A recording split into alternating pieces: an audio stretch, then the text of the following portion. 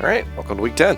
Week 10 was busy and amazing and great, and I can't be more thankful than I am. It's it's been great. So Monday was kind of just a wash just because again, rain. So I started making some materials for the fireplace. Pulled out a wedge and a small mallet and went to hacking up some pine that I had took down out of the backyard. That pine had I'd let it set in a bucket and just kind of let all the sap. It's a fairly small tree, so it was able to sit in the bucket and keep it vertical. And the idea was, I figured what I could do with it was let the resin, the sap and stuff, try to collect at the bottom. And that seems to have worked out. And the goal was I took the chainsaw out and nipped off the lower bit of it. Figured I'd make some kind of fat wood like material. Didn't quite come out as resinous as I would like, but I don't know how folks make the kind of commercial fat wood. So I don't know. We'll see if it comes out the way I like. So I just kind of set it and let it dry.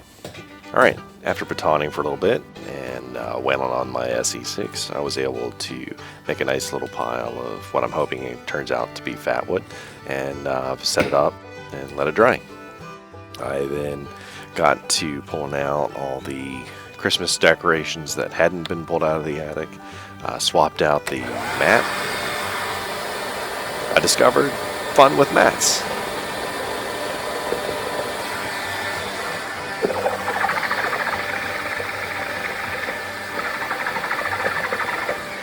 Thursday and Friday turned out to be extremely productive. Friday I thought I was going to have to work, but it turns out that's not the case. So my neighbor, he's amazing. He helped me work on some stuff, and you can see here we pulled out his digger, and he showed me that instead of cutting the trees down, it's better when the soil is wet to just dig them out and then push them over. The space that we're working on here is my wife's new garden spot. And we were able to get this tree took and pushed over pretty quick. He showed me how to get it done right. But anyway, once we got the two trees pushed over, I tried to figure out how I was going to get the whole space cleaned out. You can see here behind where I'm cutting this tree down, or failing to cut this tree down, the space like where the trees have X's on them, that needs to be mowed. And I needed to sit and figure out how we were going to do that. But you can see that this space was pretty grown.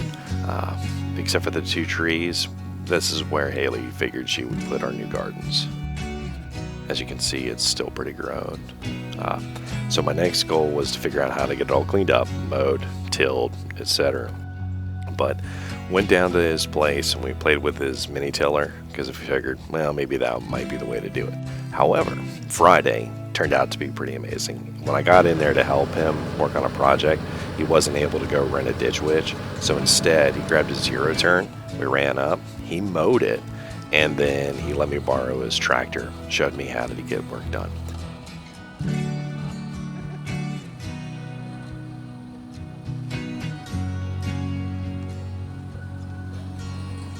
So once it was mowed, the first thing we did was we hooked up the subsoiler, and he showed me how to get it all set up. Once that was set up and ready, I made a bunch of rows pretty close together.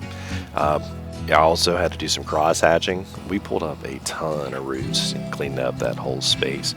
The nice thing is the divots that were in there, once we got the rototiller hooked up, man, it cleaned it up nice. So I just need to get in there and fill in some spots, but otherwise we have some seriously loose material for Haley's new gardens.